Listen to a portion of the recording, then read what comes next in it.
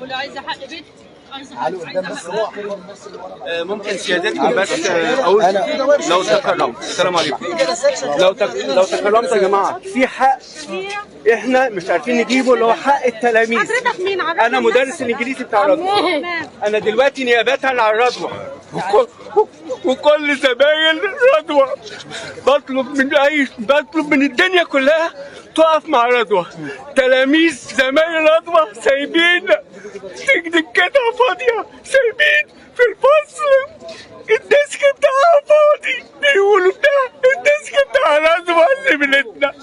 انتوا مش فاهمين يعني ايه ان انا مدرس ادخل الفصل ادرس الاقي بنت شاطره عندي اتقتلت وزمايلها حواليها مش عارفين يجيبوها. انتوا مش فاهمين ان ازاي طفله او طفل يروح لمامته وباباه يقول لهم يا ماما ازاي رضوى زميلتنا دفنوها ويتحط عليها تراب، هي تستحمل التراب ليه يا ماما؟ بالله عليكم الدنيا كلها ان شاء الله باذن الله اعتقد في ميدان عام باذن الله. واي قاضي كتر خيركم قضاة مصر، قضاة مصر انتوا ناس محترمين، قضاة مصر ناس محترمين.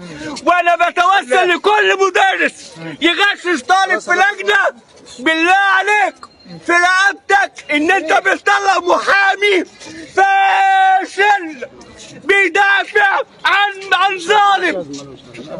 ده كلامي، اهدى شويه معلش ده كلامي بالله عليكم. ان شاء الله احنا الدنيا كلها تقف مع رضوى تجيب حق الراجل ده، تجيب حق الراجل ده وزمايلها اللي ماتوا.